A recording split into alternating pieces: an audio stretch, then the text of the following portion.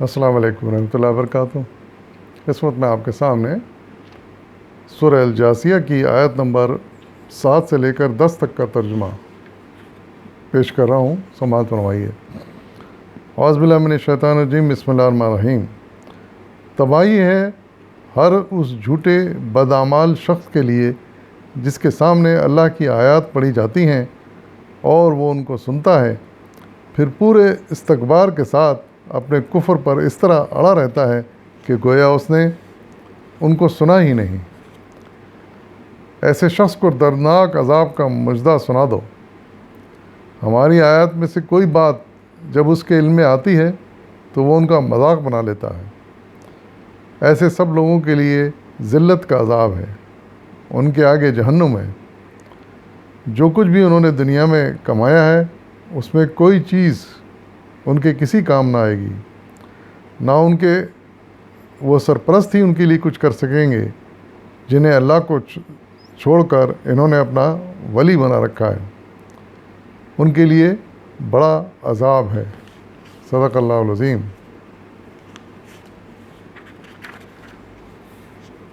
ان آیات میں اللہ تعالیٰ نے ایسے لوگوں پر تبصرہ کیا ہے جو اللہ کی آیات کو سن کر کوئی توجہ نہیں دیتے، بلکہ ان کو ہنسی مذاق میں اڑا دیتے ہیں۔ یہ رویہ ہمیشہ سے اللہ کے نبیوں کے ساتھ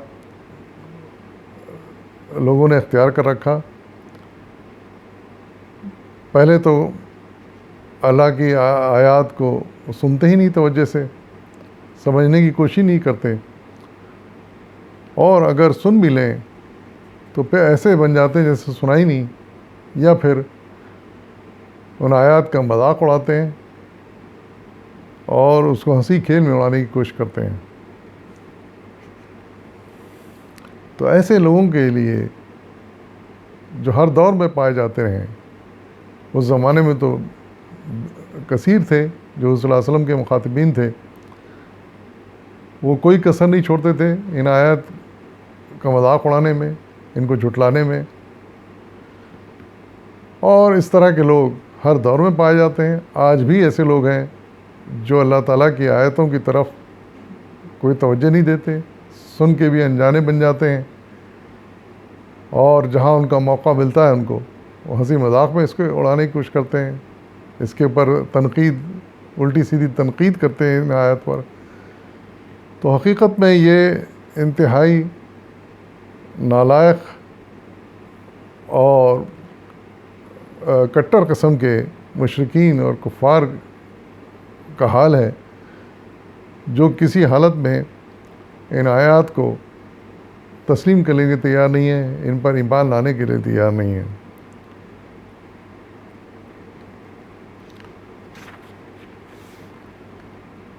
تو ایسے لوگوں کو جو اللہ کی آیات کو سنتے ہی نہیں ہیں، سنتے ہیں سمجھتے نہیں ہیں، سمجھتے ہیں تو کوئی عمل نہیں کرتے،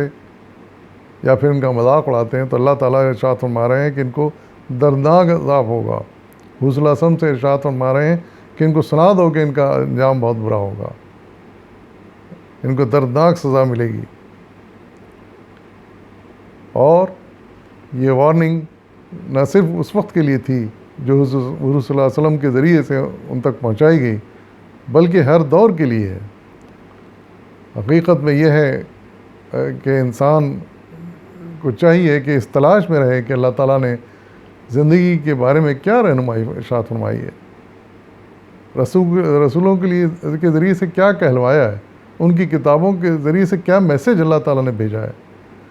تو خود تلاش کرنا چاہیے اس کو، ایسے آیات کو اور ایسی باتوں کو، اس کی فکر میں ہونی چاہیے، کیونکہ آئندہ زندگی کا انحصار اسی کے اوپر ہوگا۔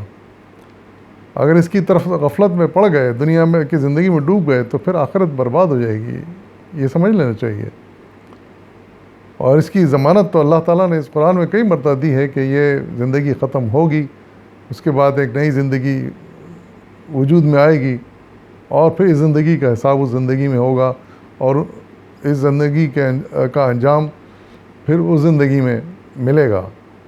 نیک کام کیے ہوں گے، اچھے کام کر کے جائیں گے تو اچھا انجام ہوگا، برے کام کیے ہوں گے تو ان کا برا انجام ہوگا۔ تو اس لیے انسان کو اس خیال سے کہ ہمیں اگلی زندگی کی تیاری کرنی ہے اور جواب دینا ہے، اللہ تعالیٰ کی ہدایت تلاش کرنی چاہیے۔ اگر ان تک نہیں پہنچی ہے تو ان کا کام ہے کہ جہاں جو زندگی کے لیے اتنی بھاگ دوڑ کرتے ہیں، دنیا کی بہتری کے لیے اتنی جدوجہد کرتے ہیں، تو آخرت کے لیے کیا اتنا نہیں کر سکتے کہ وہ اللہ تعالیٰ کی آیات کو، ہدایت کو تلاش کریں جہاں سے مل جائے، اور پھر ان پر عمل کرنے کی کوشش کریں، ان کو ذہن میں بٹھائیں، ان کو اہمیت دیں، نہ صرف خود عمل کریں بلکہ اپنی اولاد کو بھی ترغیب دیں کہ وہ اس پر عمل کریں۔ کیوں کہ یہ یقینی بات ہے کہ زندگی کے بعد ایک اور زندگی آنے والی ہے جس میں اس کا حساب ہوگا موجودہ زندگی کا۔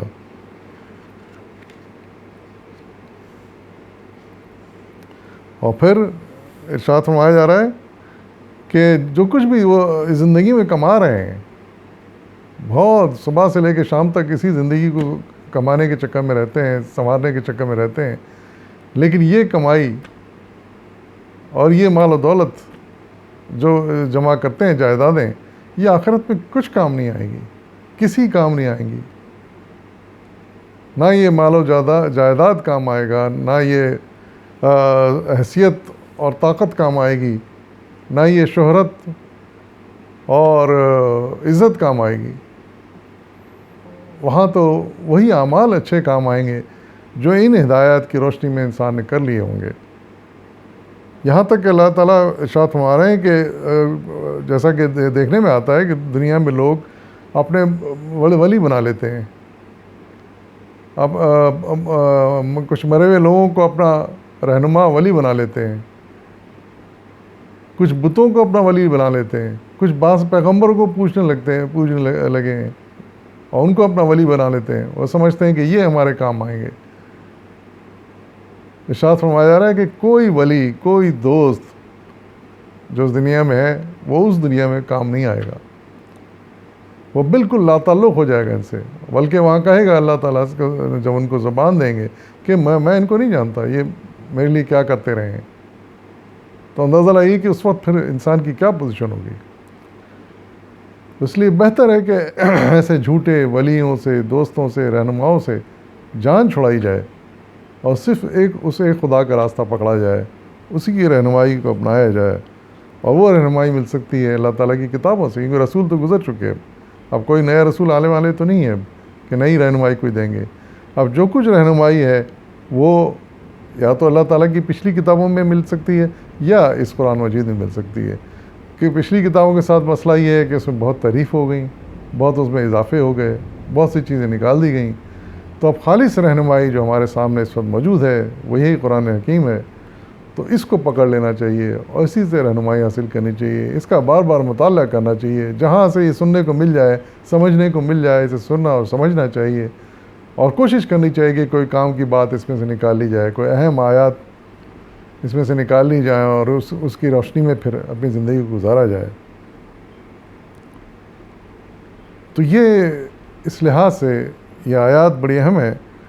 کہ ہمیں اس بات پر اکسایا گیا ہے کہ ہم جو ہے نا رہنمائی کے لیے اس کتاب کو پکڑ لیں۔ اللہ تعالیٰ نے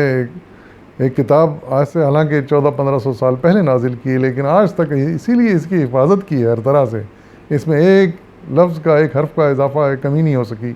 وہ اسی لیے ہے کہ قیامت تک پھر یہ انسانوں کی رہنمائی کرتی رہے۔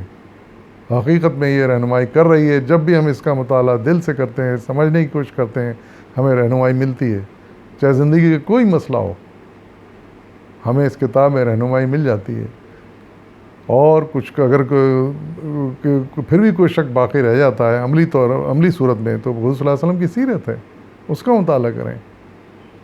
لیکن رہنمائی بہرحال انہی دو چیزوں سے مل سکتی ہے، کسی ولی کی، کسی دوست کی، کسی بزرگ کی، کسی